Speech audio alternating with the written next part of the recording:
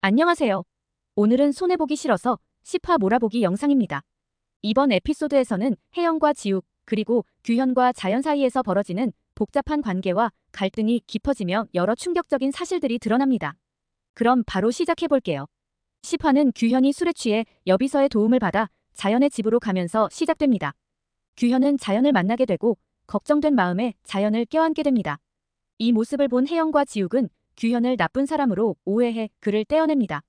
그 자리에서 규현은 자신이 악플러였고 자연을 좋아하게 되었다는 사실을 고백합니다. 혜영은 화가 나서 규현을 혼내려 하지만 자연 역시 규현을 좋아한다고 고백하며 상황이 더 복잡해집니다. 혜영은 화가 머리끝까지 치밀어 오르고 자연에게 왜 이런 사람을 좋아하냐며 화를 냅니다.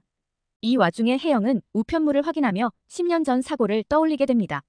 경찰과 구급대원들이 혜영의 집에서 시신을 들고 나가는 그날의 악몽 같은 기억이 되살아나죠. 그리고 자연의 아버지가 가석방되었다는 소식을 들으며 불안감이 커져갑니다.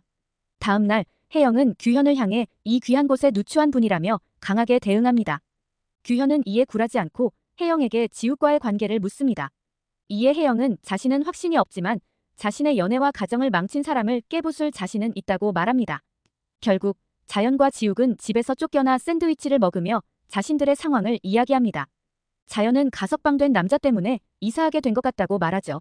한편 지욱은 실직 후 말을 타고 지내는 장 실장을 찾아가고 자신이 외국으로 떠나야 할지 고민하는 속마음을 털어놓습니다. 장 실장은 지욱에게 자신의 뜻대로 살라는 조언을 해줍니다.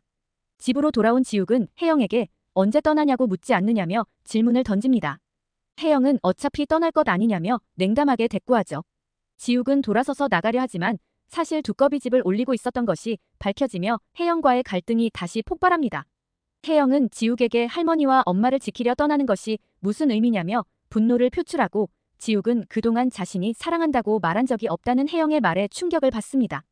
지욱은 결국 혜영에게 진심으로 사랑해라고 고백합니다. 다음 장면에서 규현과 자연은 회사에서 자료 조사를 진행하게 되고 키스까지 하게 됩니다.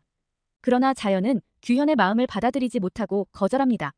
여기서 자연은 자신의 아버지가 혜영의 아버지를 살해한 사람이었을 가능성이 커지면서 두 사람의 관계는 더 이상 이어지지 못할 운명임을 암시합니다.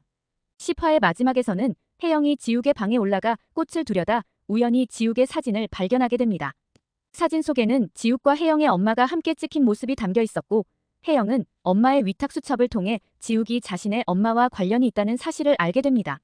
지욱이 자신의 위탁 아이라는 사실에 충격을 받은 혜영은 지욱에게 나를 알고 있었냐고 묻고 지욱은 그렇다고 답합니다.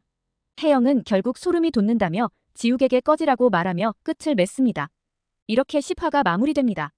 혜영과 지욱의 관계는 비밀이 드러나며 큰 변화를 맞이하고 규현과 자연의 갈등 또한 깊어지는 상황이 그려집니다. 영상이 재미있으셨다면 좋아요와 구독, 알림 설정까지 부탁드립니다.